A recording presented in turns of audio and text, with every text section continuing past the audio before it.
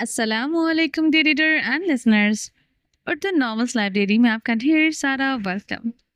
عنکبوت مائے نور راجپوت کی episode number 20 کا part 5 ہے۔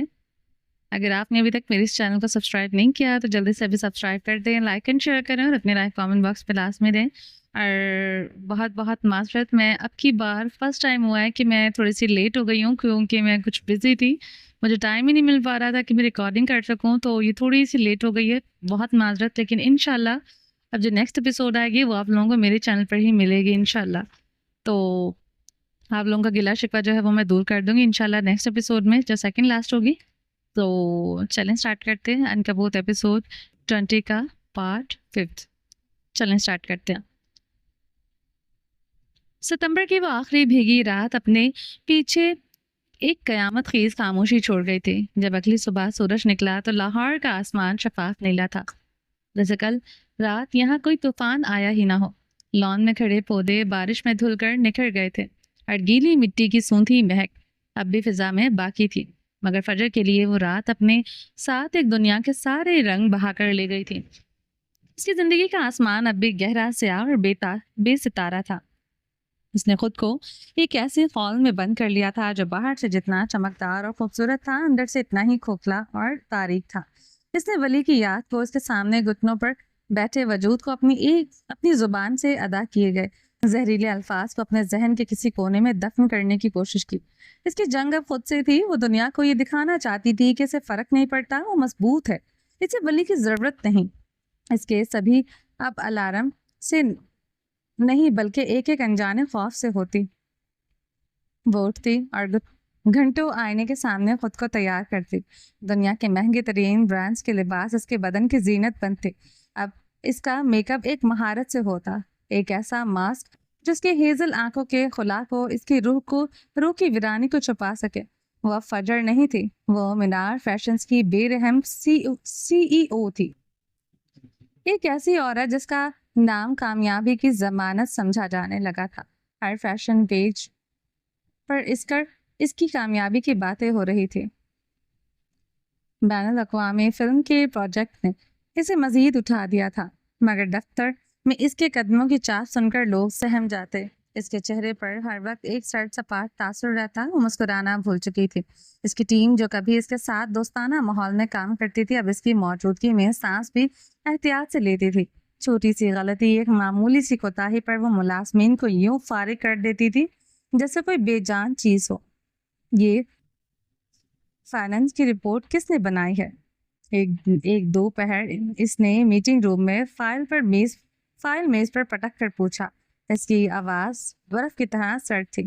ایک نوجوان لڑکی جو چند ماہ پہلے ہی ٹریننگ کے طور پر آئی تھی ڈرتے ڈرتے کھڑی ہوئی۔ میم، میں نے پیراگراف 3 کے آخری لائن میں سپیلنگ کی غلطی ہے، تمہیں نظر نہیں آئی؟ میم، وہ جسے جلدی ہے وہ مینار سے ہمیشہ کے لیے جا سکتا ہے، اپنا استعفیٰ HR میں جمع کروا دو۔ لڑکی کی آنکھوں میں آنسو آ گئے، وہ کچھ کہنا چاہتی تھی مگر فجر نے ہاتھ کے اشارے سے سب خاموش کروا دیا۔ Get out. وہ روتی ہوئی باہر نکل گئی۔ میٹنگ روم میں ایک سناٹا چھا گیا، کسی کی ہمت نہیں ہوئی کہ سر اٹھا کر بھی دیکھ سکے۔ اس کا سیف ہیون جا چکا تھا، اب اس سے کوئی کیسے محفوظ رہ پاتا؟ وہ سب کو خود سے دور کر رہی تھی۔ ارسل نے کئی بار اسے رابطے کرنے کی کوشش کی تھی، ریسیپشن پر فون آتے۔ منزا اگر دوبارہ اس شخص کی کال میرے آفس تک آئی تو تم مینار سے باہر جاؤ گے۔ اس نے ریسیپشنسٹ کو تنبیہ کی۔ اس نے ارسل کی خود تک پہنچنے کی ساری کوششیں ناکام بنا دی۔ اکتوبر کا مہینہ اپنی تمام تر سماجی تقریبات کے ساتھ گزر رہا تھا۔ وہ ہر تقریب کی جان ہوتی، وہ جہاں جاتی کیمروں کی چکا چوندھ اس کا تعاقب کرتی، لوگ اسے حسرت سے دیکھتے، اس کی خوبصورتی، اس کے اعتماد اور اس کی کامیابی پر رشک کرتے۔ وہ کسی ملکہ کی طرح محفل میں داخل ہوتی، اس کا لباس اور انداز سب سے محوت کر دیتا، مگر اس ہجوم میں بھی وہ تنہا تھی۔ اس کی آنکھیں بے اختیار ہر نئے داخل ہونے والے چہرے کو کھوجتیں، وہ ہر لمبے قد والے شخص میں اسے تلاشتی، کسی کی پشت بھی ویسی لگتی تو کسی کا دل ایک لمحے کو دھڑک کر رہ جاتا۔ اس کا دل ایک لمحے کو دھڑک کر رہ جاتا۔ وہ ایڈنبرا کے شہزادے کو لاہور کے ہر کونے میں ڈھونڈ رہی تھی۔ وہ ہر اس جگہ جاتی جہاں اس کے ہونے کا ذرا بھی امکان ہوتا، مگر وہ کہیں نہیں تھا۔ اسے جیسے زمین نگل گئی ہو یا آسمان کھا گیا ہو ویسے غائب ہوا تھا جیسے کبھی تھا ہی نہیں۔ اس نے کہا تھا میں گیا تو واپس نہیں آؤں گا، اور وہ واقعی واپس نہیں آیا تھا۔ اس کی کامیابیوں کا گراف بلند سے بلند تر ہوتا جا رہا تھا۔ ایک مشہور بین الاقوامی بزنس میگزین نے اسے سرور پر جگہ دے دی تھی۔ ایشیا کی ابھرتی ہوئی فیشن ڈیزائنرز کے خطاب کے ساتھ مبارکباد کے پیغامات اور پھولوں کے گلدستوں سے اس کا دفتر بھر گیا، مگر اس کی کامیابی میں وہ خوشی نہیں تھی، وہ سکون نہیں تھا جو وہ چاہتی تھی۔ اس کا سب کا کیا مطلب تھا اگر وہ شخص اس کی خوشی میں شریک نہیں تھا جس کے لیے وہ یہ سب کچھ جیتنا چاہتی تھی؟ اس کی آنکھوں سے آنسو جیسے خشک ہو چکے تھے۔ وہ راتوں کو جاگتی چھت کو گھورتی رہتی، وہ بھاگ کر کہاں آ گئی تھی؟ ایک ایسی کامیابی کے صحرا میں جہاں دور دور تک تنہائی کے سوا کچھ نہیں تھا۔ اکتوبر کا آخری ہفتہ تھا، وہ ایک چیریٹی گلا میں تھی۔ اس نے سیاہ رنگ کا ایک شاہکار لباس پہنا ہوا تھا، وہ ہمیشہ کی طرح بے حد حسین لگ رہی تھی، مگر اس کی آنکھیں ویران تھی۔ وہ اسٹیج پر کھڑی اپنی کمپنی کی طرف سے ایک بڑی رقم کا چیک عطیہ کر رہی تھی۔ تالیوں کی گونج میں سے اپنا وجود خالی خالی لگا۔ تقریب کے بعد وہ اپنی گاڑی میں بیٹھی ڈرائیور سے گھر کا راستہ لیا۔ راستے میں ایک جگہ ٹریفک جام تھا۔ اس نے بے دھیانی میں باہر دیکھا، سڑک کے کنارے کے ایک بک سٹور تھا۔ شیشے کے پار اسے ایک شخص کھڑا نظر آیا جس کی پشت اس کی طرف تھی، وہی قد، وہی بال، وہی انداز۔ اس کی سانس ایک پل کو رکی۔ اس نے بے اختیار گاڑی کا دروازہ کھولنا چاہا، مگر تبھی اس شخص نے پلٹ کر دیکھا، وہ کوئی اور تھا، ایک اجنبی۔ ایک شدید مایوسی نے اسے اپنی لپیٹ میں لے لیا۔ وہ واقعی اندھی ہو گئی تھی، اسے ہر شخص میں ولی نظر آتا تھا۔ گھر پہنچ کر وہ سیدھا اپنے کمرے میں آ گئی۔ اماں سے بات کرنا چھوڑ دی تھی، وہ انہیں دیکھتی بھی نہیں تھی۔ ان کے لفظوں نے اسے دوبارہ ادھیڑ دیا تھا۔ کمرے میں پہنچ کر وہ قیمتی لباس اتارا اور آئینے کے سامنے کھڑی ہو گئی۔ میک اپ کے پیچھے چھپا چہرہ اب آیا تھا، آنکھیں سوجی ہوئی، ہونٹ خشک اور رنگت زرد۔ وہ عورت جسے دنیا کامیابی کی دیوی سمجھتی تھی، وہ تو محبت میں ہاری ہوئی ایک عام لڑکی تھی۔ اچانک مہینوں سے رکا ہوا آنسو کا سیلاب ٹوٹ پڑا۔ وہ فرش پر بیٹھتی چلی گئی۔ اس کے اندر کا سارا ضبط، سارا غرور، سارا دکھ آنسوؤں کے بہتے رستے بہنے لگا۔ وہ پھوٹ پھوٹ کر رو رہی تھی۔ کیسی ہو جانو، میں تم سے محبت کرتا ہوں، تم میرا گھر ہو فجر، مجھے بھیگڑ مت کرو۔ ولی کے الفاظ ہتھوڑوں کی طرح اس کے دل پر برس رہے تھے۔ وہ چیخنا چاہتی تھی، اسے بتانا چاہتی تھی کہ وہ اس کے بنا مر رہی تھی، اسے بتانا چاہتی تھی کہ اس کے چہرے کے نشان سے اسے عشق ہو گیا تھا، اسے بتانا چاہتی تھی کہ وہ اس کے سامنے جھکا ہوا اچھا نہیں لگتا، مگر اب بہت دیر ہو چکی تھی۔ وہ رات پر وہیں فرش پر روتی رہی۔ اس نے اللہ کا انعام ٹکرا دیا، پھر کیسے وہ سکون سے رہ پاتی؟ اکتوبر کا مہینہ ختم ہو چکا تھا۔ وہ اپنے پیچھے ایک ایسی فجر کو چھوڑ گیا تھا جو کامیابی کی چوٹی پر کھڑی تھی، مگر روح کی گہرائیوں میں بالکل تنہا اور ٹوٹی ہوئی تھی۔ وہ ایسی عنکبوت تھی جس کا جال مکمل ہو چکا تھا اور وہ اس میں خود ہی قید ہو کر رہ گئی تھی۔ لاہور کی فضا میں دھند کی چادر پھیلنے لگی، مگر فجر کے اندر کی دھند اور گہری ہوتی جا رہی تھی۔ اس نے خود کو سب سے کاٹ لیا تھا۔ ان کی گھنٹی بجتی رہتی، مگر وہ اسے اٹھاتی نہیں۔ میسیجز کی نوٹیفیکیشنز آتے، مگر وہ انہیں دیکھ کر بھی نظر انداز کر دیتی۔ فلک بیتاب تھی کہ اس سے رابطہ کرے۔ وہ جانتی تھی کہ فجر اندر سے کس کرب سے گزر رہی تھی۔ وجاہت عالمگیر کی خراب طبیعت کی وجہ سے وہ واپس نہیں آ پائی تھی، مگر لاہور میں ہونے والے واقعات کی خبر اسے مل چکی تھی۔ اسے معلوم تھا فجر کس حال میں ہوگی۔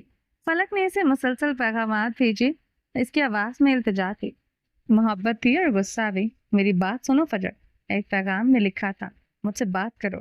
ایک اور پیغام اس کے فون کی اسکرین پر چمکا، بھاڑ میں جائے رئیس، بھاڑ میں جائے مینار۔ اس کا غصہ اس کے الفاظ سے آیا تھا، یہ خاندان، یہ دشمنی، مجھے فرق نہیں پڑتا، ہم ساتھ رہیں گے۔ اس نے اسے یقین دلانا چاہا جیسے وہ بھی اس کے فیصلے کو بدل سکتی تھی۔ میں تمہیں نہیں چھوڑ سکتی۔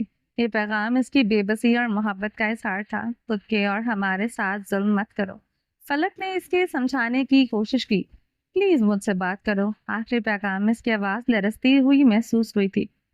اس نے یہ تمام پیغامات پڑھے، ایک ایک لفظ اس کے دل پر تیر بن کر لگا۔ اسے فلک کی محبت اور فکر محسوس ہو رہی تھی، مگر اس کے اندر ایک دیوار کھڑی ہو چکی تھی، ایک ایسی دیوار جو اس نے خود تعمیر کی تھی۔ وہ جانتی تھی کہ فلک صحیح کہہ رہی ہے، مگر وہ اس وقت کسی سے بات کرنے کے قابل نہیں تھی۔ اس کے پاس کوئی جواب نہیں تھا، اس نے سب کچھ گنوا دیا تھا۔ وہ اب اس نقصان کے بوجھ تلے دب چکی تھی۔ اس نے فون ایک طرف رکھ دیا اور چھت کو گھورنے لگی فلک کی باتیں اس کے کانوں میں گونج رہی تھی، ہم ساتھ رہیں گے۔ لیکن کیسے، جب اس نے خود ہی اپنے ہاتھوں سے سب کچھ تباہ کر دیا تھا؟ ولی چلا گیا تھا، وہ اس کے ساتھ ہی اس کی زندگی کے سارے رنگ تھی۔ وہ اب صرف ایک خالی خول تھی، ایک کامیاب CEO جن کی روح ویران تھی۔ وہ اب ساتھ جیسے رہ سکتے تھے۔ اکتوبر کا مہینہ اپنے تمام تر دکھوں اور تنہائیوں کے ساتھ رخصت ہو چکا تھا۔ نومبر کی سرد ہوائیں لاہور کی فضا میں رقص کر رہی تھیں، اور ولی جس نے خود کو فجر کی نظروں سے اوجھل کر لیا تھا، ان ہواؤں میں اپنی بے بسی محسوس کر رہا تھا۔ فجر کے انکار کے بعد اس کی دنیا جیسے تھم سی گئی تھی۔ وہ نہیں جانتا تھا کہ یہ مہینہ کیسے گزرا۔ ایک بے نام کرب تھا جو اس کے اندر گونج رہا تھا۔ وہ اس کی واپسی پر رئیس نے بھی کوئی سوال نہیں کیا تھا، بلکہ وہ خود بھی ایک خاموشی سے کے خول میں سمٹ گیا تھا۔ عروضہ کے سامنے بھی ولی نہیں آیا تھا، ہر کوئی اپنے اپنے دکھ میں غرق تھا، اور آج رئیس نے اسے اپنے ہیڈ آفس میں بلا بھیجا تھا۔ یہ ٹاور جیسے رئیس ہیڈ آفس کی سب سے بالائی منزل تھی جو صرف اسی کے لیے مخصوص تھی۔ یہاں لاہور کا شور بھی ایک دھیمی سرگوشی بن کر رہ جاتا تھا۔ ولی کمرے میں داخل ہوا تو رئیس اپنی بڑی سی کھڑکی کے سامنے کھڑا باہر کے منظر پر نگاہیں جمائے ہوئے تھا۔ ہلکی ٹھنڈ میں بھی اس نے اونچی گردن والی شرٹ پہن رکھی تھی جو اس کے مضبوط کندھوں پر کسی شاہی لباس کی طرح سجی تھی۔ اس کی آمد پر وہ پلٹا اور نظریں اس پر گاڑتی۔ رئیس کی آنکھوں میں وہ سرد تاثر تھا جو ہمیشہ سے دیکھتا آیا تھا، مگر آج اس میں ایک گہری پوشیدہ تکلیف بھی تھی جو محسوس کی جا سکتی تھی۔ مجھے تم سے ضروری بات کرنی تھی، اس لیے یہاں بلایا۔ وہ گلاس وال کھول کر باہر نکل گیا۔ ولی بھی اس کے باہر پیچھے نکل آیا۔ وہ دونوں گول میز کے گرد رکھی کرسیوں پر بیٹھ چکے تھے۔ ولی کی نگاہیں رئیس کے چہرے پر جمی تھی، جیسے وہ اس کے اگلے الفاظ کا اندازہ لگانا چاہتا ہو۔ آج کل تم غائب رہتے ہو، خیریت ہے؟ اس نے یوں پوچھا جیسے وہ کسی بھی چیز سے واقف نہ ہو۔ پھر ولی بھی کچھ نہ بولا۔ وہ جانتا تھا کہ رئیس سب کچھ جانتا ہے، اور یہ سوال صرف ایک بہانہ تھا۔ رئیس نے گہری سانس لی جو اس کے سینے میں کہیں اٹک سی گئی تھی۔ اس کی نگاہیں ولی کے چہرے پر گہری ہوتی چلی گئیں۔ خیر، اب وقت آ گیا ہے۔ اس بار ولی نے نظریں اٹھائی۔ وہ جانتا تھا کہ کس وقت کی بات ہو رہی ہے۔ میں نے تمہیں مینار فیشنز میں جس مقصد کے لیے بھیجا تھا وہ پورا کرنے کا وقت آ چکا ہے۔ اس کے الفاظ ولی کے لیے کسی زندگی کے احساس سے کم نہ تھے۔ وہ ٹھٹک گیا۔ گزرے دنوں میں پہلی بار اسے زندہ ہونے کا احساس ہوا۔ پھر رئیس نے میز کے نیچے ایک پستول نکالا اور وہ اسے میز پر رکھ دیا۔ اس کی دھاتی چمک مدھم روشنی میں مزید نمایاں ہو گئی۔ فجر معراج کو ختم کرنے کا آج وقت آ چکا تھا۔ رئیس نے اسے گہری نظروں سے دیکھا، جبکہ وہ یوں بیٹھا تھا جیسے اسے کوئی فرق نہ پڑتا ہو۔ ایک بے حسی تھی اس کے چہرے پر جو رئیس کو مزید پراسرار لگی۔ میں چاہتا ہوں تم اسے مار ڈالو، ایک قتل تو کر لو گے نا میرے لیے؟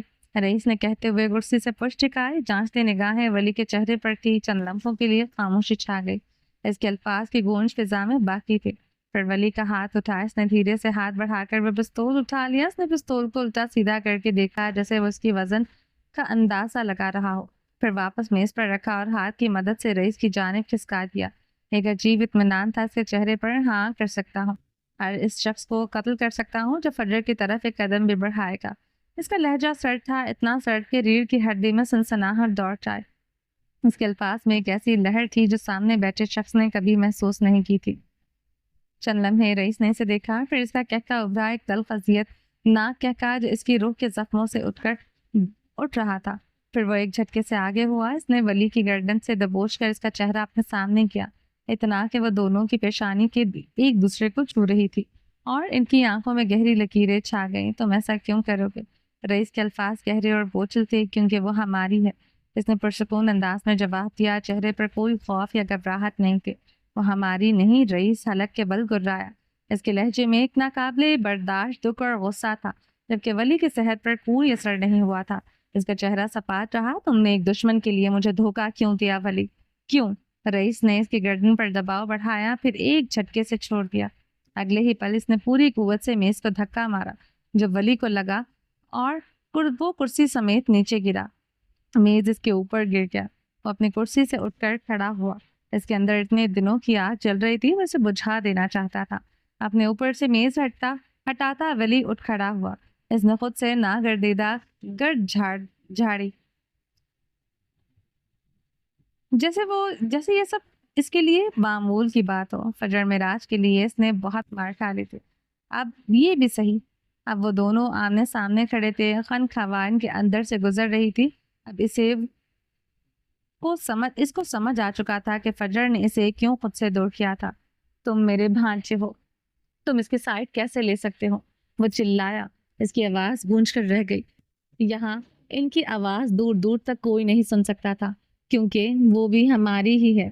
اس کے اطمینان میں کوئی کمی نہیں آئی تھی. اس کے الفاظ نے رئیس کو مزید بھڑکا دیا تھا. وہ ہماری نہیں ہے. تمہیں یہ سمجھ کیوں نہیں آتا؟ رئیس پھٹنے کو تھا.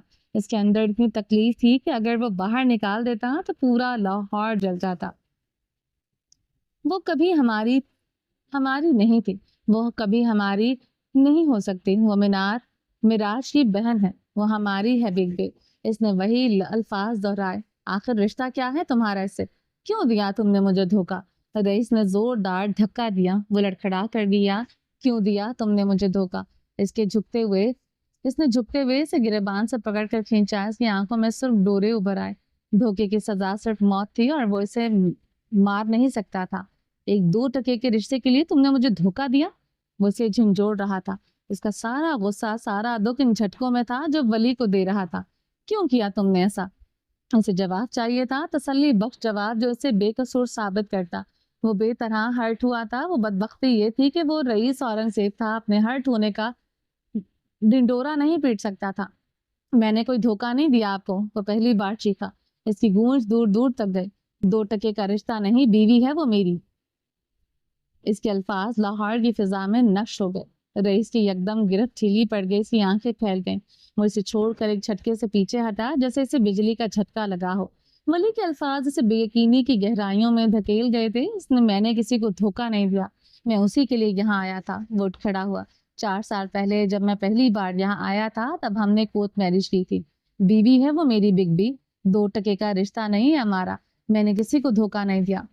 اس نے اس کے گلے میں کانٹے اگائے تھے, جبکہ رئیس ساکت بے حس و حرکت کھڑا تھا. اس کے چہرے پر کسی قسم کا کوئی تاثر نہیں تھا. میں آپ کو بتانا چاہتا تھا, مگر آپ کی دشمنی کی وجہ سے خاموش رہا. اب وہ آپ خود پر قابو پا رہا تھا. مجھے لگا تھا آپ یہ دشمنی ختم کر دیں گے. اس کی آواز میں ایک دبی ہوئی تکلیف تھی. وہ ہماری ہے, وہ ہماری رہے گی. میں جانتا ہوں وہ آپ کے لیے بھی اتنی ہی اہم ہے, اور آپ کا حکم وہ کبھی نہیں ٹالتے. اس کی آواز میں ایک درد تھا جو اس کے دل سے اٹھتا ہوا محسوس ہوا. اس نے مجھے چھوڑ دیا بگ بی, جس کے لیے میں نے خود کو خوار کر لیا. اس نے مجھے چھوڑ دیا. اس کے لیے آپ بہت معنی رکھتے ہیں. اس نے مجھے چھوڑ دیا.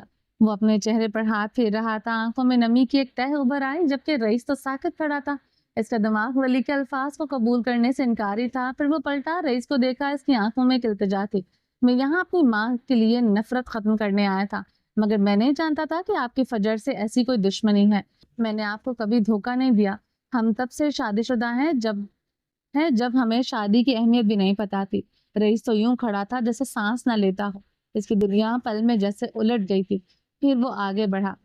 اس نے آگے بڑھ کر رئیس کو گلے لگا لیا. اس کا جسم کانپ رہا تھا, مگر اس کی آواز میں التجا اور محبت تھی. میں آپ سے بہت پیار کرتا ہوں big B. I am sorry اگر میں نے آپ کا دل دکھایا, پر وہ ہماری ہے اور ہماری رہے گی. اسے اپنا لیں پلیز. اس کا لہجہ محبت سے بھرپور تھا. وہ بہت اکیلی ہے, بہت زیادہ. جب تک آپ اسے نہیں اپنائیں گے وہ مجھے نہیں اپنائے گی. میں اس سے محبت کرتا ہوں بگ بی. میں اس کے بنا جینے کا تصور بھی نہیں کر سکتا. پلیز اسے اپنا لیں. وہ التجائیں کر رہا تھا. چند لمحے یوں ہی گزر گئے. پھر رئیس نے ایک جھٹکے سے خود کو چھڑوایا اور لمبے لمبے ڈاگ پھٹتا وہاں سے نکلتا چلا گیا. اس نے ولی کو پیچھے اکیلا چھوڑ دیا. اس کی نگاہوں میں وہ اذیت تھی جو کسی نے پہلے کبھی نہیں دیکھی تھی. وہ اس حقیقت کو برداشت نہیں کر پا رہا تھا کہ اس کا اپنا بھانجا اس کی سب سے بڑی دشمن سے شادی شدہ تھا. دشمن بھی وہ جو اسے جان سے پیاری ہو چکی تھی. وہ شخص جو خود کو طاقت اور تحمل کا پہاڑ سمجھتا تھا, اس وقت اپنے بنائے ہوئے شیش محل میں ایک تنہا کھڑا تھا. ولی کے انکشاف نے اس کے وجود میں ایک زلزلہ برپا کر دیا تھا. جس لڑکی کو اپنی دشمنی کا نشانہ بنانا چاہتا تھا, جسے وہ انجانے میں محبت کر بیٹھا تھا, وہ اس کے بھانجی کی بیوی نکلی. یہ ایک ایسا سچ تھا جو اس کے اندر ہی اندر کھوکھلا کر رہا تھا. اسے اس اذیت سے بچنے کے لیے اس نے اپنی آنکھیں سختی سے بند کر لی, جیسے وہ اس حقیقت سے بھاگنا چاہتا ہو جس نے اسے نگل لیا ہو. اس کے کانوں میں ولی کے جملے گونجنے لگے. بیوی ہے وہ میری بگ بی. 2 ٹکے کا رشتہ نہیں ہے. وہ لڑکھڑاتا ہوا کھڑکی کی جانب بڑھا. لاہور کی بلند عمارتیں اس کی نظروں میں دھندلا گئیں. وہ ہمیشہ ایک فاتح رہا تھا، ایک ایسا شخص جس نے ہر جنگ جیتی تھی، لیکن آج اس نے خود کو ایک ایسی جنگ میں ہارا ہوا پایا تھا جہاں دشمن کوئی اور نہیں، اس کا اپنا دل تھا۔ اس نے اپنا ہاتھ سینے پر رکھا، وہاں ایک گہرا زخم تھا جو ناسور بن چکا تھا۔ میں تمام بھیڑیوں سے بچ گیا، میرا دل مجھے کھا گیا۔ وہ اپنے ہاتھوں سے کھڑکی کا ٹھنڈا شیشہ تھامے ہوئے، سانسیں تیز ہو رہی تھی۔ وہ پہاڑوں جیسا مرد جو کبھی اپنی تکلیف کا ڈھنڈورا نہیں پیٹ سکتا تھا، آج اندر ہی اندر ریزہ ریزہ ہو رہا تھا۔ بند آنکھوں سے پردے پر ہیزل آنکھیں ابھری، ان کی آنسو، ان کی التجا اس کی تڑپ پر آنکھیں کھول دی اور باہر کے منظر پر نگاہیں جمائے۔ اس کی آنکھوں میں اب وہ طاقت نہیں تھی، بلکہ ایک گہرا دکھ اور بے بسی کی جھلک تھی۔ وہ پلٹا اور کمرے میں ادھر ادھر دیکھنے لگا، ہر چیز اسے بے معنی لگنے لگی۔ یہ وہ سلطنت، یہ دولت، یہ سب کچھ بیکار تھا۔ اس کی روح میں سکون نہ ہو۔ وہ کرسی پر گرا، اپنا سر پیچھے ٹکا دیا۔ اس کی آنکھوں سے آنسو نہیں بہ رہے تھے، مگر اس کے اندر کا سمندر شدت سے ٹکرا رہا تھا۔ وہ لمحہ اس کے لیے تکلیف دہ تھا جب اس کے بھانجے نے اسے فجر کو اپنانے کی التجا کی تھی، ایک عورت کے لیے جسے وہ خود چاہتا تھا، مگر وہ اس کی نہیں ہو سکتی تھی۔ وہ اٹھا اور میز پر رکھے پستول کو دیکھا، وہی پستول جس نے ولی کو دیا تھا۔ وہ اس کو چلاتے ہوئے ایک پل بھی نہیں سوچتا تھا۔ اس کی انگلیاں پستول پر پھسلیں اور اسے اٹھا لیا۔ یہ صرف ایک ہتھیار نہیں تھا، یہ اس کی تمام ناکامیوں اور ادھوری خواہشوں کا نشان تھا۔ کاش وہ اسے سالوں پہلے چلا چکا ہوتا، کاش۔ اس نے پستول واپس پٹک دیا۔ وہ جانتا تھا وہ فجر کو کبھی نہیں مار سکتا، وہ اس کی زندگی کا سب سے بڑا تضاد بن چکی تھی۔ وہ لڑکی جو اس کی سب سے بڑی دشمن تھی، وہی اس کی سب سے بڑی کمزوری بن چکی تھی۔ وہ اس کمزوری نے اسے اندر سے کھا لیا تھا۔ وہ اپنی کرسی پر پھر سے گر گیا، اپنا چہرہ اپنے ہاتھوں میں چھپا لیا۔ ایک گہری دردناک آہ اس کے ہونٹوں سے آزاد ہوئی۔ سانس لینے میں دشواری ہو رہی تھی۔ وہ چلانا چاہتی تھی، مگر چیخیں اندر ہی اندر گھٹ گئی۔ وہ تمام کیڑیوں سے بچ کر آیا تھا، مگر آج اس کے اپنے دل نے اسے نگل دیا تھا۔ یہ ایک ایسی شکست تھی جس کا اسے کبھی اندازہ نہیں تھا، جس کا اس نے کبھی خواب میں بھی نہیں سوچا تھا۔ لفظوں کا مقدمہ۔ نومبر کی ایک سرد مگر روشن دوپہر تھی اور جان شوروں میں واقع عالمگیر حویلی کے وسیع صحن میں ایک غیر معمولی خاموشی طاری تھی۔ ہوا میں خنکی تھی، مگر فضا میں ایک تناؤ بھی تھا۔ وہ اس خاموشی کو مزید گہرا کر رہا تھا۔ حویلی کے بیچوں بیچ سفید موتیے کے بیلوں کے نیچے ایک بڑی میز کے گرد چند کرسیاں رکھی تھی۔ ایک طرف فلک بیٹھی تھی، وہ مصنفہ جس کے کردار نے ادبی دنیا میں ایک طوفان برپا کر دیا تھا۔ اس کے چہرے پر پرسکون تھا، مگر آنکھوں میں گہری سوچ تھی، جیسے وہ اپنے لفظوں کا دفاع کرنے کے لیے پوری طرح تیار ہے۔ سادہ سوٹ میں گرم شام کندھوں پر ڈالے وہ بہت پروکار لگ رہی تھی۔ موتیے کی بیلوں نے ہلکی سی سرگوشی کی۔ اس پروکار لڑکی سے زیادہ رئیس اورنگزیب کے ساتھ اور کون اچھی لگ سکتی تھی؟ اس کے سامنے ایک مشہور ادبی جریدے کی ٹیم بیٹھی تھی، جن کی سربراہی کی سنجیدہ اور تجربہ کار نقاد منظور صاحب کر رہے تھے۔ ان کے ہاتھ میں فلک کی پچھلی کتاب تھی اور اس کے چہرے کے تاثرات بتا رہے تھے کہ وہ محض تعریف کرنے نہیں آئے تھے۔ یہ ایک تحریری انٹرویو تھا، مگر سوالات کی تلخی فضا میں محسوس کی جا سکتی تھی۔ 10ویں انٹرویو کے بعد منظور صاحب نے اپنا چشمہ صاف کیا اور اہم سوال فلک کی جانب بڑھایا۔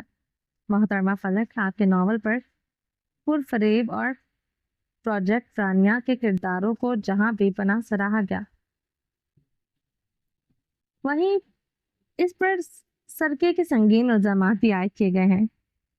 ناقدین کا کہنا ہے کہ آپ کی کہانی کے کچھ حصے اور کردار دیگر مشہور ناولوں کے مماثلت رکھتے ہیں۔ کیا آپ کی کہانی واقعی اصل ہے یا یہ بھی کسی اور کہانی کی کاپی ہے؟ اس سوال پر فلک لمحہ بھر کو خاموش ہوئی، جیسے کسی نے اس کی روح سے سوال کیا ہو، محض زبان سے نہیں۔ پھر اس نے مدھم مگر واضح لہجے میں کہا، دیکھیے، کہانی کوئی چیز نہیں جو صرف ایک انسان کی ملکیت ہو۔ یہ ایک احساس ہے، ایک جذبہ جو صدیاں بدل کر نئے جسموں میں آتا ہے۔ محبت، تنہائی، انتقام، خواب، یہ سب ہر انسان نے کبھی نہ کبھی محسوس کیے ہیں۔ کیا ایک جیسے جذبے لکھنے والے تمام مصنف چور ہیں؟ ہرگز نہیں۔ کچھ کہانیاں دھوپ کے وقت دیواروں پر پڑنے والے سایوں کی طرح ہوتی ہیں۔ سب کو لگتا ہے کہ انہیں پہلے بھی کہیں دیکھا ہے، لیکن ان سایوں کا اپنا ایک وقت ہے، ایک زاویہ اور ایک سچائی ہوتی ہے۔ میری کہانی بھی ایک ایسی ہی سایہ ہے جو میری زندگی کی دیوار پر پڑا ہے۔ کیا ایک عورت جو صدیوں سے ظلم سہتی آئی ہے، اگر اس کے درد پر 10 مصنف لکھیں تو کیا 9 چور ہو جائیں گے؟ نہیں، وہ سب سچ لکھ رہے ہیں اپنے اپنے زاویے سے۔ فکشن کا کام ہے زندگی کو آئینے میں دکھانا۔ اگر 2 آئینے ایک جیسی تصویر دکھائیں تو کیا ہم آئینوں کو موارد الزام ٹھہرا سکتے ہیں؟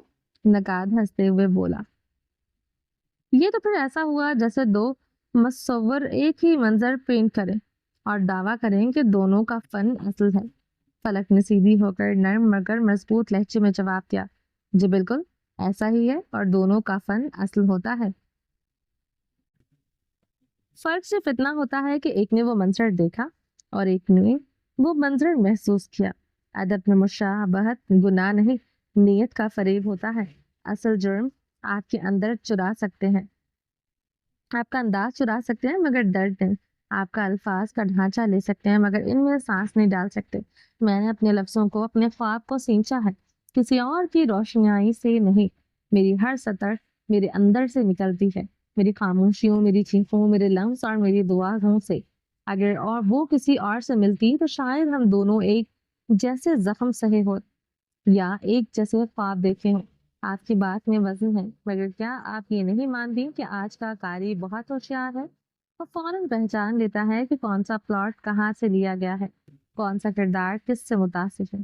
آپ کے ایک ناول زہر خوردہ پری کے ایک کردار کی ذہنی کشمکش اور کچھ جملے بالکل ایک پرانی فرانسیسی کہانی سے ملتے ہیں۔ کیا یہ محض اتفاق ہے؟ فلک نے پرسکون نظروں سے نقاد کو دیکھا اور جواب دیا، قاری یقیناً ہوشیار ہے، مگر کیا وہ ہر بار پورا سیاق و سباق بھی جانتا ہے؟ اگر میں نے وہ فرانسیسی ناول پڑھا ہوتا تو میں کھلے دل سے تسلیم کر لیتی کہ میں اس سے متاثر ہوں، لیکن میں نے جو لکھا وہ ان راتوں کا نچوڑ ہے جب میری اپنی سانسیں میرے خلاف ہو گئی تھی۔ کیا ایک ایسی اذیت 2 عورتوں کو 2 الگ دہائیوں میں نہیں ہو سکتی؟ کیا درد کا حوالہ دینا بھی سرکار کہلائے گا؟ میرے پاس وہ زندگی ہے جسے میں نے جیا۔ اگر وہ کسی اور کی لکھی گئی زندگی سے ملتی ہے تو کیا دونوں غلط ہو گئی؟ کیا دونوں سچ لکھ رہی تھی؟ اصل تحقیق ظاہری فرق کا نام نہیں ہے، روح کی انفرادیت کا نام ہے، اور روح ہمیشہ منفرد ہوتی ہے۔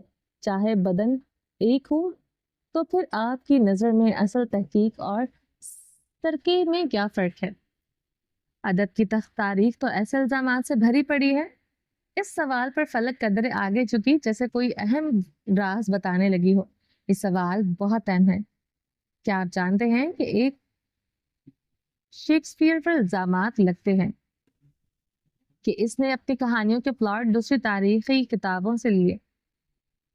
ٹالسٹائی کے شاہکار جنگ اور امن کو بھی دوسرے ناولوں سے متاثر کیا گیا۔ ممتاز مفتی اور اشفاق احمد پر بھی ایک دوسرے سے متاثر ہونے کے الزامات لگے، حالانکہ ان کی روحانی تحریریں اپنی الگ جہت رکھتی تھیں۔ تو کیا یہ سب چور تھے؟ نہیں، فرق نیت کا ہے۔ آپ انداز چرا سکتے ہیں مگر درد نہیں۔ آپ الفاظ کا ڈھانچہ لے سکتے ہیں مگر ان پہ اپنی روح کی سانس نہیں ڈال سکتے۔ سرکہ وہ ہے جب آپ دوسرے کے لفظوں کے پیچھے چھپ جائیں، اور اصل تحقیق وہ ہے جب آپ کے لفظ آپ کے اندر کی آگ سے جنم لے۔ میں نے اپنے لفظوں کو اپنے خون سے سینچا ہے، کسی اور کی روشنائی سے نہیں۔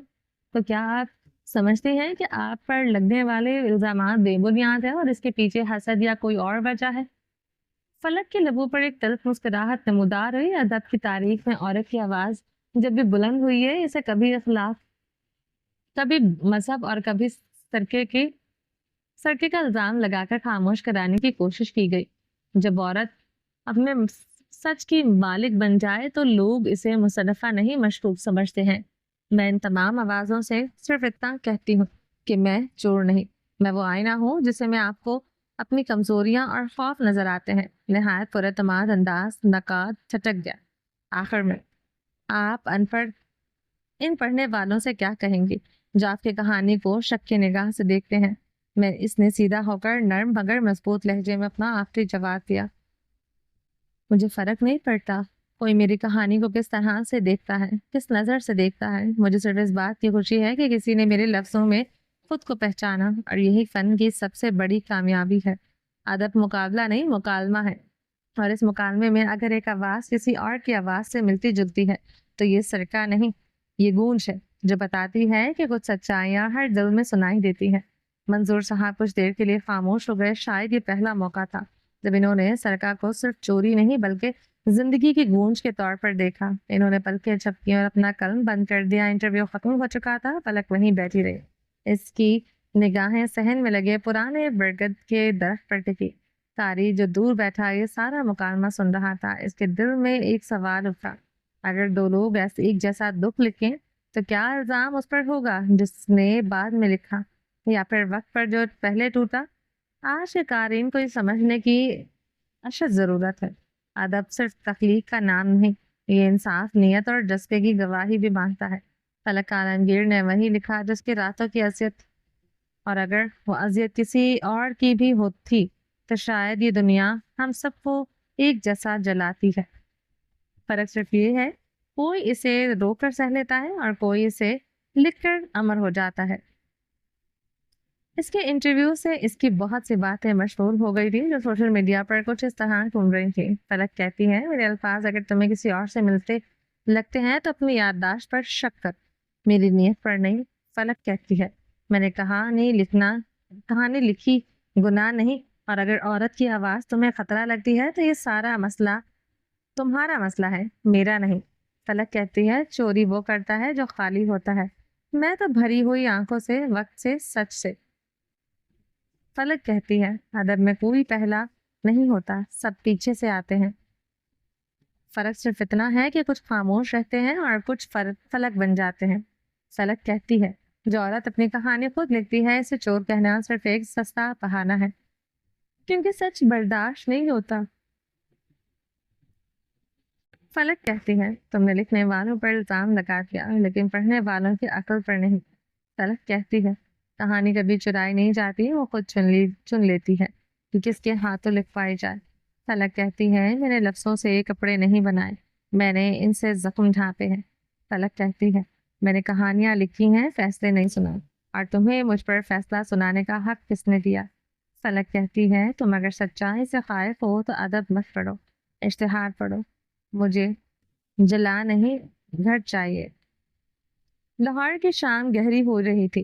فجر کے گھر کے وسیع و عریض لانچ اور مخملی صوفے پر تقریباً بے حس و حرکت بیٹھی تھی۔ باہر ڈوبتے سورج کی آخری روشنی شیشے کی بڑی کھڑکی سے چھن کر اندر آ رہی تھی، اور سامنے دیوار پر نصب بڑی اسکرین پر پڑ رہی تھی جہاں اس کی اپنی ہی کامیابی کی تاریخ رقم ہو رہی تھی۔ لاؤنج میں خاموش گونج تھی، ٹی وی کی مدھم آواز اور اس کے انداز کا گہرا سناٹا۔ اس کے سامنے شیشے کی میز پر چائے کا کپ رکھا تھا جو کپ کا ٹھنڈا ہو کر اپنے وجود کا احساس ہو چکا تھا۔ بالکل اسی کی طرح میز پر دنیا کے نام پر فیشن میگزینز بکھرے پڑے تھے۔ ووگ یوکے کے سرور پر وہ خود موجود تھی، ایک ایسی تصویر جو مشرق کے وقار اور مغرب کے جذبات کا حسین امتزاج تھی۔ سرور پر چلی حروف میں لکھا تھا، فجر معراج not a brand, a voice۔ فجر معراج ایک برانڈ نہیں، ایک آواز۔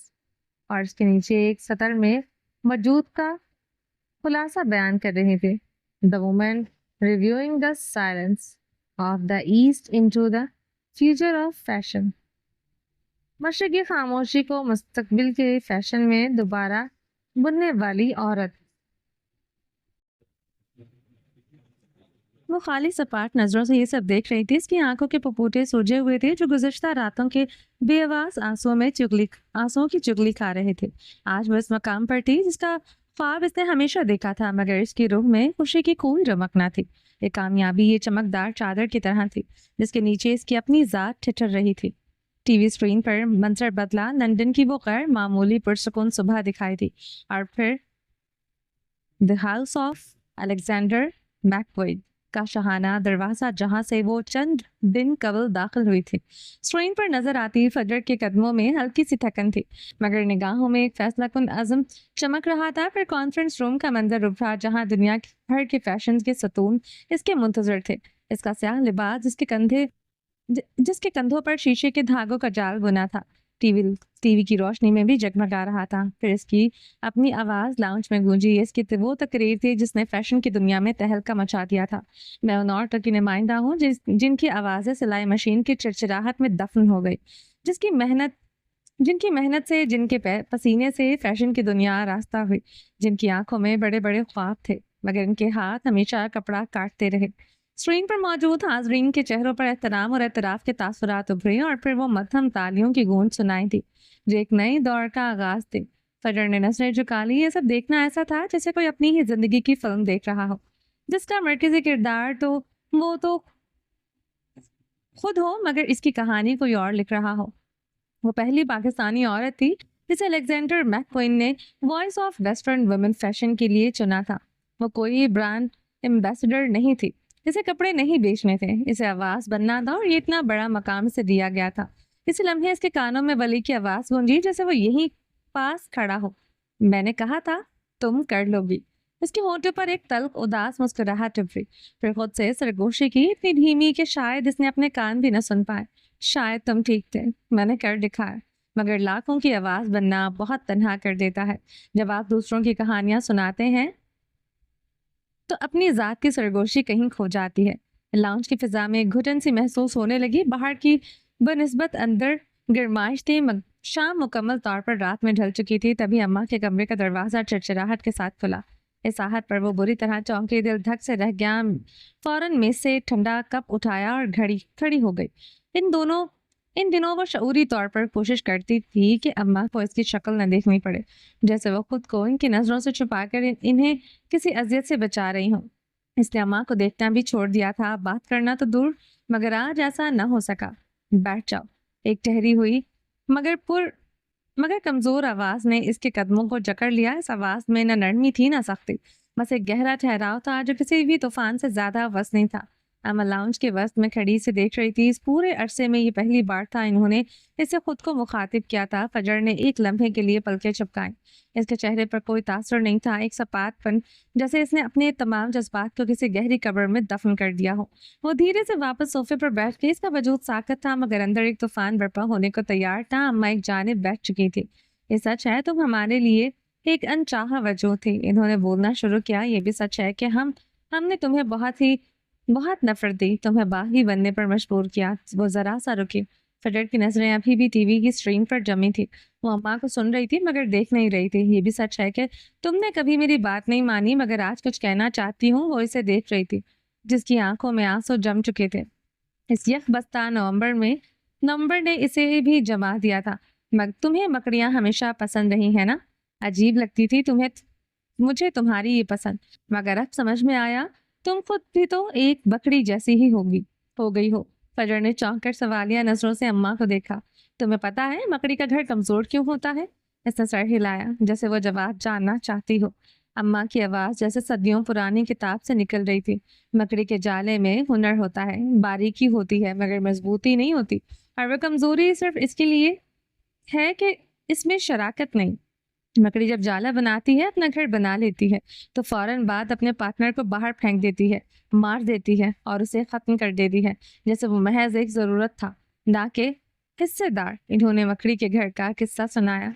عورت جب اپنے گھر سے اپنے ہی رفیق کو باہر نکال دے، جب اس گھر میں اعتماد نہ رہے، شراکت نہ ہو، تو پھر وہ گھر ایک جالا بن جاتا ہے، نرم، خوبصورت مگر کمزور، جو ذرا سی ہوا سے بکھر جاتا ہے۔ فجر کے دل میں کچھ چبھا، کچھ عجیب سا احساس جاگا۔ مرد عورت کا تاج ہوتا ہے اور جب عورت اپنی بڑائی میں اس تاج کو اتار کر پھینکتی ہے تو وہ ملکہ نہیں رہتی، وہ ایک عام عورت بن جاتی ہے۔ عام عورتیں راج نہیں کرتی، راج تو ملکہ کرتی ہے۔ اماں کے الفاظ ایسے تھے کہ وہ سن ہو گئی۔ تم چاہے جتنی بڑی بزنس وومن بن جاؤ، فیشن کی دنیا کی ملکہ بن جاؤ، لیکن اگر اپنے مرد کو پوری دنیا کے سامنے اپنا نہ کہہ سکو تو اس کی ذات کو اپنے گھر میں نہ چکا دے سکو، تو پھر بھی وہ سب کچھ جالا بن جاتا ہے، خوبصورت، نفیس مگر بکھرنے کے لیے تیار۔ چند پل کی خاموشی چھا گئی، چائے کے کپ پر جمی فجر کی انگلیاں لرز گئیں۔ عورت چاہے دنیا کی سب سے بڑی سلطنت بھی بنا لے، اگر اس کا دل خالی ہو تو اس کے گھر میں اس کے مرد کی شراکت نہ ہو، ایک ایسا مرد جو عزت دیتا ہو، محبت دیتا ہو، ساتھ نبھاتا ہو، تو وہ سلطنت ریت کی دیوار ہے۔ اور اگر یہ رشتہ صرف زہر پیدا کرے، صرف تکلیف دے، تو پھر اس کے ہونٹ دھیرے سے لرزے۔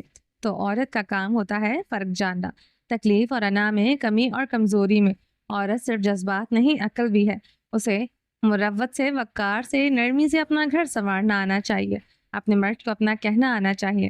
اون کرنا آنا چاہیے، اور جہاں اون نہیں ہوتا وہاں رائز بھی نہیں ہوتا۔ یہ عورت اماں نہیں تھی جنہوں نے زندگی کے 25-26 سال ان پڑھ ہونے کا ناٹک کرتے گزار دیے تھے۔ یہ عورت ترنم عالمگیر تھی، اپنے وقت کی مشہور ایڈوکیٹ۔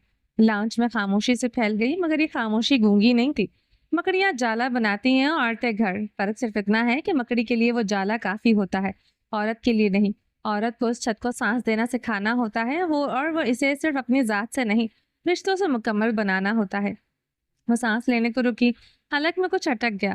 مرد عورت کی زندگی میں اس درخت کی طرح ہوتا ہے جس کے سائے تلے وہ سانس لیتی ہے، پلتی ہے اور بڑھتی ہے۔ عورت خود جڑ ہوتی ہے، مضبوط ہوتی ہے، مضبوط، گہری، خفیہ، مگر درخت کی چھاؤں کے بغیر جڑ بھی سوکھنے لگتی ہے۔ فجر نے سرخ ہوتی آنکھوں سے اماں کو دیکھا۔ مرد اگر عورت کی زندگی سے نکال دیا جائے تو عورت خوش تو رہتی ہے مگر مکمل نہیں رہتی۔ وہ فیصلہ ساز تو بنتی ہے مگر سننے والا کوئی نہیں ہوتا۔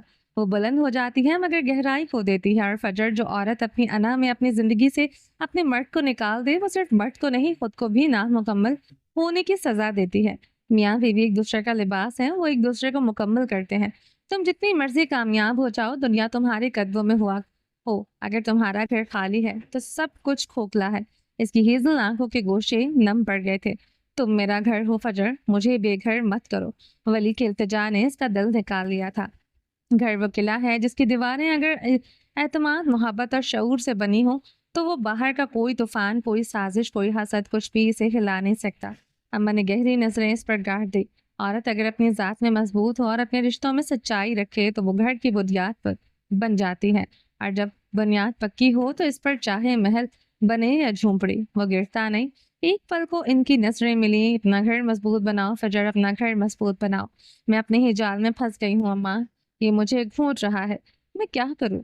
اس کی آواز رکی رکی کمزور تھی، اذیت سے بھری ہوئی۔ خود کو معاف کرو، خود کو سنو، پھر اپنے شوہر کو اپنے دل سے سچ کے آئینے میں دیکھو۔ اگر وہ تمہارے لیے آیا تھا تو اسے نکالنا نہیں تھا، اسے سنبھالنا تھا۔ مرد بھی انسان ہوتا ہے، جذبات بھی رکھتا ہے، غلطیاں بھی کرتا ہے، کمزور بھی پڑتا ہے، لیکن عورت اگر عقل والی ہو تو وہ اپنے مرد کو سنبھال لیتی ہے۔ عورت کو صرف شکایت نہیں کرنی چاہیے، اسے مرہم بننا آنا چاہیے۔ مردوں کو بھی مرہم کی ضرورت ہوتی ہے۔ اماں نے بات مکمل کی تو لانچ میں خاموشی چھا گئی۔ باہر رات ہو چکی تھی۔ اس نے آنکھیں بند کر کے دل میں کچھ طے کیا۔ ایک عورت کو وہ مکڑی نہیں بننا چاہیے جو جالا تو بناتی ہے مگر رشتہ توڑ دیتی ہے۔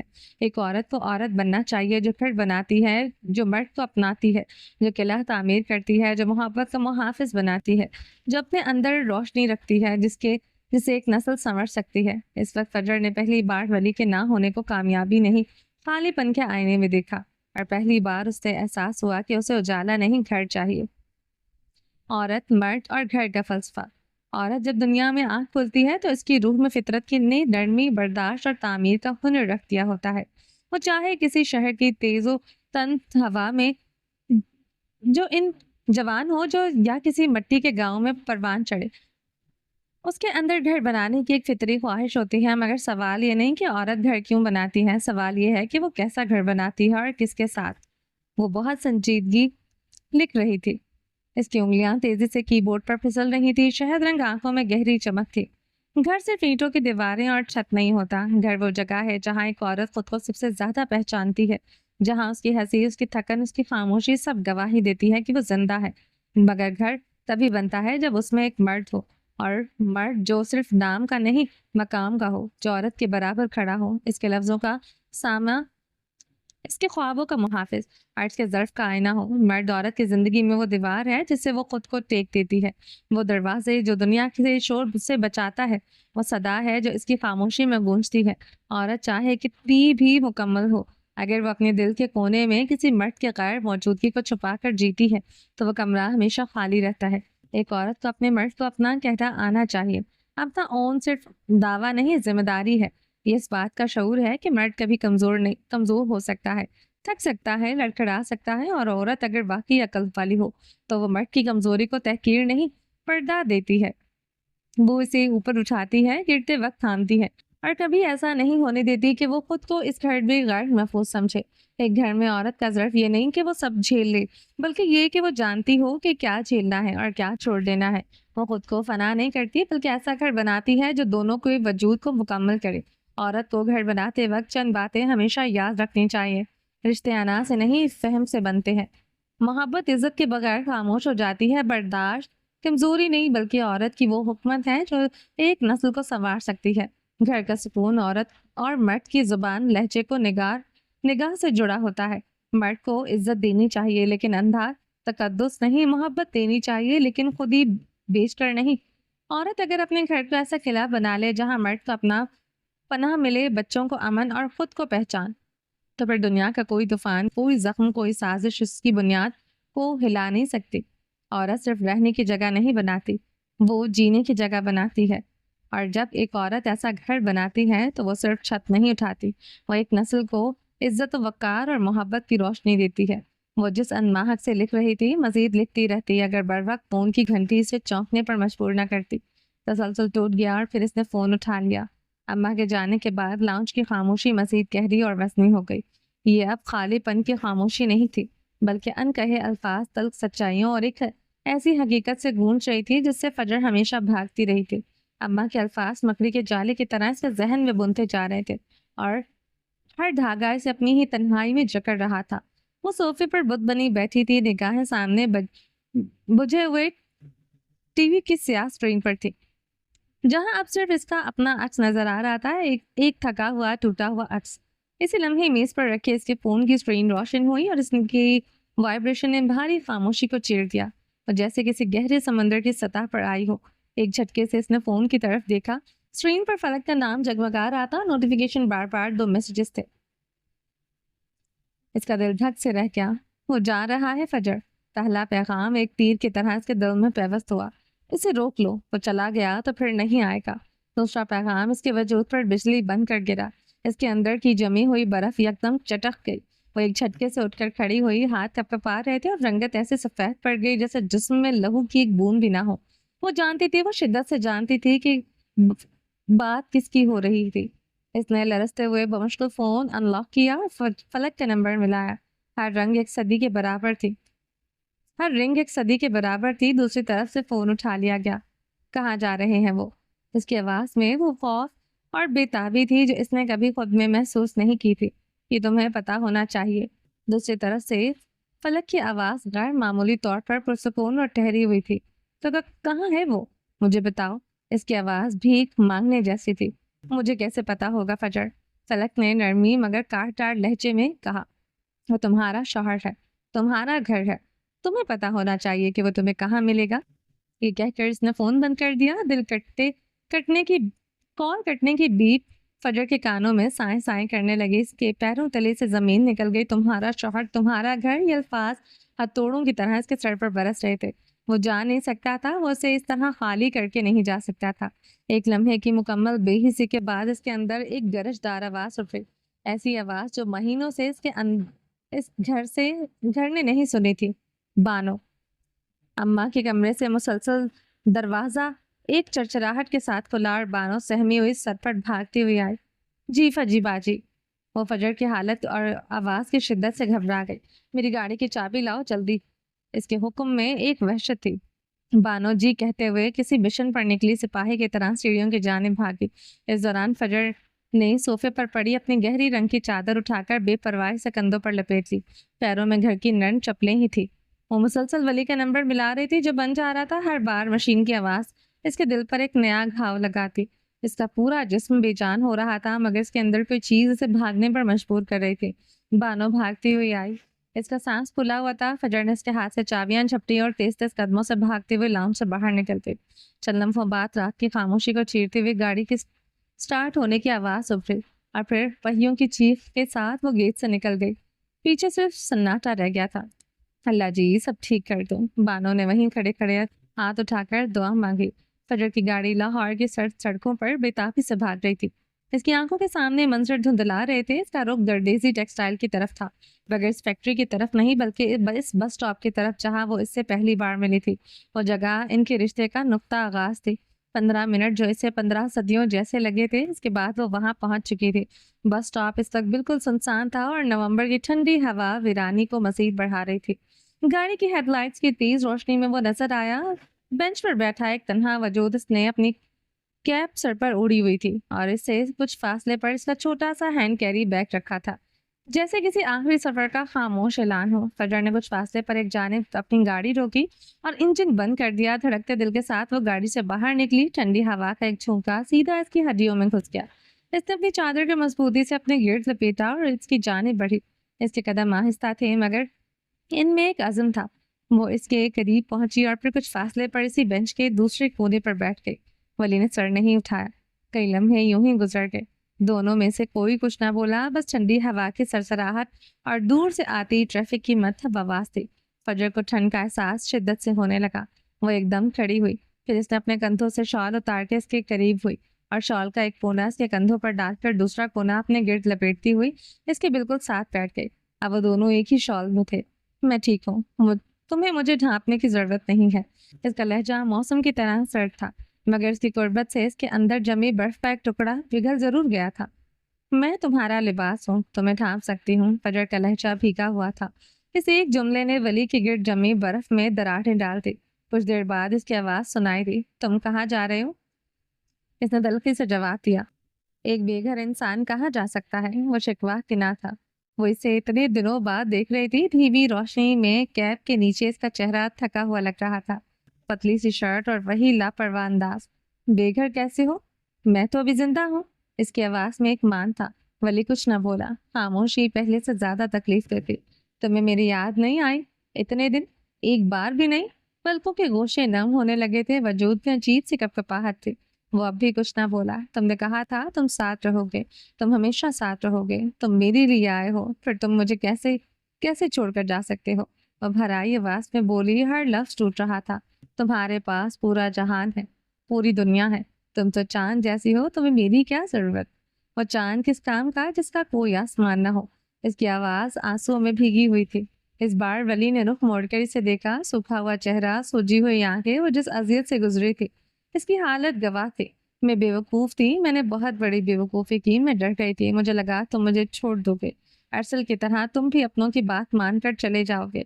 वो गोद में रख के अपने हाथों को बेदर्दी से मसलती हुई रो पड़ी। मैंने कहा तुम मेरा घर हो, तुम्हें यकीन करना चाहिए था। इसकी आवाज़ में अब खफकी थी। मैं बहुत डर गई थी, बहुत ज़्यादा। फजर मेरा आज डरने वालों में से नहीं, डराने वालों में से है। इसने हकीकत से पर्दा उठाया। मैं फिर भी डर गई थी। वो बूम भींच कर बोली। इसने सोचा इससे पहले कि तुम मुझे छोड़ दो, मैं तुम्हें छोड़ देती हूँ। मैं इस अजियत से दोबारा नहीं गुजरना चाहती थी। तुम्हें ऐसा क्यों लगा? वली की आवाज में दुख था। एक मैं एक नया दुनिया जीत कर तुम्हें छोड़ने के लिए थोड़ी आया था। तो फिर क्यों चाह रहे हो?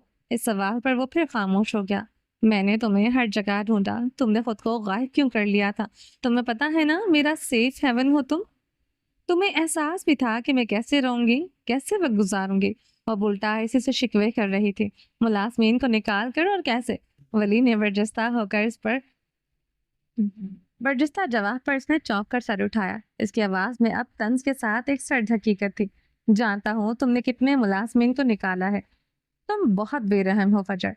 हाँ, तो मुझे गुस्सा आता है। दिल करता है सब कुछ तहस नहस कर दूं। तुम क्यों गए मैं कहूंगी, और तुम चले जाओगे। तुम झूठे हो। I hate you. वल्लाह वो कितनी बड़ी ड्रामेबाज थी। यहाँ विक्टिम वो था और वो खुद विक्टिम बन गई थी। वली ने बमुश्किल अपनी मुस्कुराहट जब्त करते हुए गहरी सांस ली। तुमने कहा था चले जाओ, तपाने वाला अंदाज। मैं कहूंगी तुम चले जाओगे। वो हलक के बल चिल्लाई। आंसू उसके गालों पर बहने को तैयार थे। पहले भी आपका ही हुक्म मानता आया हूँ मैडम। वो अपनी कत्थई आंखों की चमक छुपाते हुए बोला। Shut up, I hate you. वो अब किसी बच्चे की तरह फूट फूट कर रो रही थी। इसकी तमाम कामयाबियां, इसका सारा वकार, इसका मजबूत खोल, इसकी इस ठंडी रात में सुनसान बस स्टॉप पर इस एक शख्स के सामने आंसुओं में बह गया था। मैडम ऐसे मत बोले, मैं शादीशुदा हूँ। मेरी बीवी सुनेगी तो क्या कहेगी? इसकी गैर मुतवक्को शरारती आवाज। फजर ने रोते रोते सर उठाकर इसे देखा। तुम्हें एहसास है बीवी का? वो फटी फटी आवाज में चिल्लाए। तुम्हें पता है इसकी क्या हालत हुई है? वांधी हो गई है। इसे तुम्हारे बगैर कुछ दिखाई नहीं देता। वो कह रही थी और वली को इस पर ढेर सारा प्यार आया। वो अपनी अजियत भी मासूम लग रही थी। मैं इतना तड़पा हूँ, अगर वो थोड़ा तड़प लेगी तो क्या ही हो जाएगा। इसने संजीदगी से कहा, मगर कत्थई आंखों की शरारत छुप ना पाए। तुम अंग्रेज बहुत खुदगर्ज होते हो। इसने एक और इल्जाम اس کے ایک اور الزام پر ولی نے ایک گہری سانس لیتے ہوئے آسمان کی طرف دیکھا۔ تم لوگوں پر بھروسہ کرنا ہی نہیں چاہیے، وہ زکام زدہ آواز میں بڑبڑائے۔ اس سے پہلے کہ وہ مزید کچھ کہتی، ولی نے اس کے برف کی طرح ٹھنڈے کپکپاتے ہاتھوں کو اپنے گرم ہاتھوں کے مضبوط حلقے میں لے لیا۔ یہ لمس ایک وعدے کی طرح تھا، پلیز چپ کر جاؤ، میں آنسوؤں میں ڈوبنا نہیں چاہتا، میں کہیں نہیں جا رہا۔ فجر نے جھٹکے سے اسے دیکھا، اس کی ہیزل آنکھوں میں آنسوؤں کے پیچھے حیرانی کی ایک لہر دوڑ رہی تھی۔ پھر اس نے گردن ٹیڑھی کر کے اس کے پاس رکھے ہینڈ کیری بیگ کو دیکھا۔ اس کی نگاہوں میں ہزاروں سوال تھے۔ ولی نے اس کی نظروں کا تعاقب کیا اور دھیمے سے مسکرایا۔ وہ خالی ہے۔ یہ سنتے ہی فجر کے اندر جیسے کسی نے آگ لگا دی۔ وہ تب گئی، اس کا رونا ایک دم رک گیا، آنسو خشک ہو گئے اور اس کی سوئی ہوئی انا پوری شدت سے جاگ گئی۔ تم میرے ساتھ ڈرامہ کر رہے تھے؟ اسے تو صدمہ ہی لگ گیا، تم نے بھی تو کیا تھا، اسٹوڈیو والا سین بھول گئی؟ اس نے سکون سے جواب دیا۔ او خدایا، وہ جانتا تھا۔ فجر کا چہرہ جو آنسوؤں اور سردی سے سفید پڑ رہا تھا شرمندگی اور غصے سے سرخ ہو گیا۔ اب تم مجھ سے بدلے لوگی؟ وہ ہار ماننے والوں میں سے کب تھی؟ اس کی آواز میں وہی پرانا روب لوٹ آیا تھا۔ ولی نے چند لمحے سے دیکھا، اس کے گال پر بہتے آنسوؤں کے سوکھے ہوئے نشان، اس کی سرخ ناک اور اس کی آنکھوں میں جلتی ہوئی خفگی۔ پھر اس نے نرمی سے ہاتھ بڑھایا اور اپنے پوروں سے اس کے آنسو پہنچے۔ اس کا لمس اتنا نرم تھا کہ فجر کا سارا غصہ پگھلنے لگا۔ میں تم سے بدلہ لے کر کیا کروں گا؟ اس کی آواز محبت سے بھیگی ہوئی تھی۔ مجھے تم سے کوئی بدلہ نہیں لینا۔ پھر تم واپس کیوں نہیں آئے؟ تم جانتے تھے میں انتظار کر رہی تھی۔ آواز میں اب بھی گلا تھا۔ میں چاہتا تھا اس بار تم خود آؤ، سوچ سمجھ کر اپنی مرضی سے اس رشتے کو اپناؤ۔ میں تمہارا انتظار کر رہا تھا، تم مجھے نخرے دکھا رہے تھے۔ باتوں کو الٹا گھمانا کوئی فجر میراج سے سیکھے۔ اور ہنس دیا۔ اس کے نخرے تو پورا اڈمبرا دیکھتا تھا، اگر وہ دیکھ لیتی تو کیا چلا جاتا۔ نہیں، میں تمہیں نخرے کیوں دکھاؤں گا؟ اس نے فجر کے چہرے پر آئی بالوں کی ایک لٹ کو نرمی سے اس کے کان کے پیچھے اڑستے ہوئے کہا۔ اس کی آواز اور اس کے لمس میں اتنی محبت تھی کہ فجر کی ساری اذیتیں، سارے شکوے دم توڑ گئے۔ اس ایک لمحے میں جو سکون تھا وہ اسے پانے کے لیے دونوں سے تڑپ رہی تھی، دنوں سے تڑپ رہی تھی۔ پھر تم واپس کیوں نہیں آئے؟ وہ اب بھی وہیں اٹکی تھی، مگر اب آواز میں ضد نہیں، صرف ایک معصومانہ سوال تھا۔ آئی ایم سوری، مجھے واپس آ جانا چاہیے تھا، وہ دوبارہ ایسا نہیں ہوگا۔ اس نے اتنی نرمی سے کہتے ہوئے اس کا یہ جواز بھی ختم کر دیا کہ فجر کے پاس کہنے کو کچھ نہ رہا۔ وہ چند لمحے بس اسے ہی دیکھتی رہی، اس کی کتھئی آنکھوں کو، اس کے چہرے پر بتم ہو چکے نشان کو، اس کے پورے وجود کو جو اس کے ایک لمس کے لیے وہ اتنا تڑپی تھی، اور پھر اس احساس کے ساتھ کہ وہ کتنی محفوظ ہے، وہ دوبارہ پھوٹ پھوٹ کر روتی۔ اس نے اپنا سر اس کے بازو سے ٹکا دیا، مگر یہ آنسو مختلف تھے۔ پوری دنیا میں صرف یہ شخص تھا جو اس سے محبت کرتا تھا، اور وہ اسے ہی گنوانے جا رہی تھی، اور وہ اسے ہی گنوانے جا رہی تھی۔ اس نے اپنے ہاتھ اس کے بازو کے گرد لپیٹ لیا اور خوفزدہ ہو کر مزید شدت سے روتی۔ اسے کھونے کے ڈر سے اگر واقعی چلا جاتا تو اس نے کتنی بڑی ناقابل تلافی غلطی کر دی تھی۔ پلیز رونا بند کرو، پلیز فجر۔ اسے اس طرح ٹوٹ کر روتے دیکھ کر ولی کے ہاتھ پاؤں پھول گئے تھے۔ اس نے فجر کے چہرے کو اپنے دونوں ہاتھوں میں تھاما، اسے چپ کروانے لگا۔ پھر اس نے اس کے ماتھے پر اپنے لب رکھے اور اسے خود میں بھینچ لیا۔ میں کہیں نہیں جا رہا، میں کیوں جاؤں گا بھلا؟ میں اپنا گھر کیوں چھوڑوں گا؟ خدایا، لڑکیوں کو محبت کا یقین دلانا اتنا مشکل کیوں ہوتا ہے؟ تم وائس آف ویسٹرن ویمن ہو، تم روتی ہوئی اچھی نہیں لگتی۔ مجھے نہیں چاہیے وہ سب بھاڑ میں جائے سب، وہ خفگی سے بولی۔ ایسی کامیابی کا کیا فائدہ جس میں وہ نہیں تھا؟ پھر اس نے سر اٹھایا۔ تم سچ میں کہیں نہیں جا رہے تھے؟ اسے اب بھی یقین کی ایک اور خوراک چاہیے تھی۔ وہ مسکرایا۔ میرا پاسپورٹ رئیس مینشن میں پڑا ہے۔ یہ سن کر فجر نے اسے گھور کر دیکھا۔ اس کا مطلب تھا یہ سارا منصوبہ فلک کا منصوبہ، سوچا سمجھا تھا۔ اس کے چہرے پر خفگی ابھری، مگر اس میں اب غصہ نہیں، صرف شکایت تھی۔ تو یہ سب ڈرامہ مجھے سبق سکھانے کے لیے تھا؟ وہ خفا ہوئی۔ یاد دلانے کے لیے کہ تم ایک جالا نہیں، گھر بنانے کی طاقت رکھتی ہو، اور گھر میں شراکت ہوتی ہے، ڈر نہیں ہوتا۔ میں دیکھنا چاہتا تھا کہ میری فجر معراج اپنی کامیابی کے پیچھے اپنی ذات کی سرگوشی کو دوبارہ سن سکتی ہے یا نہیں۔ وہ مان سے بتا رہا تھا۔ اماں کہتی ہیں مگڑی جالا بناتی ہے اور عورت گھر، اور تم کیا بنانا چاہتی ہو؟ اس نے اس کی تھوڑی پکڑ کر اس کا چہرہ اوپر کیا۔ گھر، تمہارے ساتھ، مضبوط لہجہ۔ یہ اعتراف تھا، یہ اقرار تھا، یہ اس سفر کا اختتام تھا جس نے اکیلے شروع کیا تھا، اور اب وہ اس سے شراکت میں بدلنا چاہتی تھی۔ ولی کے چہرے پر گہرا سکون پھیل گیا۔ چلیں فیشن کی ملکہ، اس نے مسکراتے ہوئے کہا، یہاں بہت ٹھنڈ ہے، پہلے بگ بی سے ملنا ہے۔ وہ اپنائیت سے بولی، وہ ہمیں چپیڑے مار کر باہر نکالیں گے؟ میں کھا لوں گی، تم اپنا بتاؤ۔ اس نے آئی برو اٹھا کر پوچھا۔ میں کھا کر بیٹھا ہوں، اس نے اطلاع دی۔ موصوف میز کھا کر بیٹھا تھا۔ اس کے جواب پر وہ خفیف سا ہنس دی۔ تمہاری یہ غلطی ہے، تمہیں انہیں پہلے دن ہی بتا دینا چاہیے تھا۔ وہ تپانے والے انداز میں بولی، ہاں میرے ڈیڈ بھی یہی کہتے ہیں، ساری غلطیاں میں ہی کرتا ہوں۔ اس نے فجر کی گردن کے گرد بازو پھیلاتے اس کے قریب کیا، مگر فجر کی بے ساختہ سسکی ابھری۔ کیا ہوا؟ وہ جھٹکے سے اس کے مزید قریب اس کی جانب مڑا، چہرے پر پریشانی ابھری۔ وہ پیچھے اپنی گردن پر ہاتھ رکھے ہوئے تھی۔ اماں کی دی گئی چوٹ سردیوں میں درد کرتی تھی۔ تمہاری وجہ سے اماں نے مجھے بیلن سے مارا تھا، وہ برا سا منہ بنا کر بولی۔ ولی نے حیرت سے اسے دیکھا اور پھر بے ساختہ ہنس دیا۔ میری لسٹ بہت لمبی ہے، آخر کیا کیا بتاتا؟ پھر اس کے کمر کے گرد بازو پھیلایا۔ وہ ایک شام میں لپٹے بیٹھے تھے، اب وہ اس پر نیا الزام لگا رہی تھی اور وہ ہر نئے الزام پر معذرت کر رہا تھا۔ چند قدم کے فاصلے پر سڑک کنارے ایک سیاہ گاڑی کھڑی تھی۔ گاڑی کے فرنٹ سیٹ پر ایک عورت بیٹھی تھی، سیاہ جیکٹ، گھنگرالے بال اور نگاہیں سیدھی ان دونوں پر جمی ہوئی تھی۔ مینار معراج۔ اس کے چہرے پر جذبات کی کوئی لہر نہیں تھی، بس ایک گہری خاموشی اور غور کے ساتھ۔ اس کے ساتھ ولی نشست پر ایک عورت بیٹھی تھی جس کا چہرہ سائے میں چھپا ہوا تھا، مگر اس کی آنکھیں جھلک رہی تھی جیسے اندھیرے میں بھی کچھ دیکھ رہی ہو۔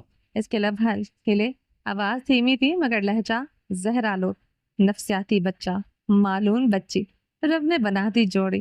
پھر اس نے تھوڑا سا سر موڑا اور زیر لب ہنسی جیسے کوئی پرانا راز یاد آ گیا ہو۔ اس کی آواز میں تلخ سزا گھلا ہوا تھا۔ دوسری عورت نے اس کی طرف دیکھا، ہونٹوں پر ہلکی کپکپاہٹ آئی، جیسے کچھ کہنا چاہا ہو، پھر اسے چاہتے ہوئے بولی، وہ دونوں اچھے ہیں منار، انہیں نقصان پہنچا کر کیا ملے گا؟ اس نے نظریں نہیں ہٹائی مگر اس کے چہرے پر ایک سایہ سا لہرایا۔ مجھے اچھے لوگ بہت برے لگتے ہیں۔ چند لمحے کے لیے خاموشی چھا گئی۔ گاڑی کے اندر موجود سانسیں بھی سنائی دے رہی تھی۔ کیا لگتا ہے رئیس انہیں اپنا لے گا؟ دوسری عورت نے پوچھا۔ وہ اصول پسند آدمی ہے، اپنے اصولوں کے ہاتھوں مارا جائے گا۔ اس کی آنکھوں میں ایک چمک ابھری، وہ چمک جس میں آگ تھی، اذیت تھی، اختیار تھا۔ یقین کرو اگر تمہیں زندہ دیکھ لے تو اپنے سارے اصول جلا ڈالے۔ وہ مسکرائی جیسے کچھ تماشا دیکھنے والی ہو اور کچھ کھیل کھیلنے کو تیار۔ محبت اصولوں کو کھا جاتی ہے اور مجھے جلتے اصولوں کی خوشبو پسند ہے۔ تم کیا کرنے والی ہو منار؟ خوفزدہ لہجہ جو کسی نے سوچا بھی نہیں ہوگا۔ آنکھوں کی چمک مانند نہ پڑی، البتہ چہرے پر سرد پن چھا گیا۔ گاڑی کے شیشے کے پار ایک نیا طوفان آنکھیں کھول رہا تھا۔ چلیں جی، اب میری بات آپ لوگ جو ہے وہ غور سے سنیے گا کہ اس کی جو اب نیکسٹ ایپیسوڈ ہے نا، اب 2 ایپیسوڈ رہ گئے ہیں، لاسٹ یہ ناول اینڈ ہو جائے گا، اپنے اختتام کو پہنچنے والا ہے۔ تو رائٹر نے یہ کہا ہے کہ آپ لوگوں کو اب جو ہے نا ایک ایپیسوڈ ملے گی اگست میں اور ایک ملے گی سپٹمبر میں۔ تو میگا ایپیسوڈز ہوں گی، زیادہ ایپیسوڈز دیں گے، بیبی وہ پارٹ میں کنورٹ کر دیں تو پھر ہو سکتا ہے کہ زیادہ ایپیسوڈز ہو جائیں، لیکن 2 ایپیسوڈز ہی آئیں گی۔ تو آپ لوگوں کو جب تک جو ہے وہ انتظار کرنا ہوگا، تو جیسے ہی انشاءاللہ آئے گا میں انشاءاللہ پوسٹ کر دوں گی، کیونکہ ابھی کچھ دنوں میں مصروف تھی۔ میری کوشش تھی کہ میں آپ لوگوں تک جلدی ایپیسوڈز پہنچاؤں، اور جو کہ میں نے آپ لوگوں کو پہنچائی بھی ہیں، سب سے پہلے جلدی سے دی بھی ہیں، لیکن اس بار میں تھوڑی سی لیٹ ہو گئی، اس کے لیے بہت معذرت کہ آپ لوگوں کو ویٹ کرنا پڑا۔ اور جب تک آپ اگر کوئی اور ناول سٹارٹ کرنا چاہتے ہیں تو عنکبوت بائی بسمہ نذیر کا جو ہے وہ ریڈ کر لیں، میرے چینل پر کمپلیٹ ایک ہی ویڈیو میں اویلیبل ہے۔ اس کے علاوہ نیو ناول سٹارٹ ہوگا اسی طرح کا تھرل اور مزے کا، لہو سے لال بائی نشو خان، وہ بھی انشاءاللہ جلدی وائس اوور کر دیا جائے گا۔ تو اپنا ڈھیر سارا خیال رکھیے گا، دعاؤں میں یاد رکھیے گا۔ ملتے ہیں نیکسٹ ایپیسوڈ میں، تب تک کے لیے اللہ حافظ۔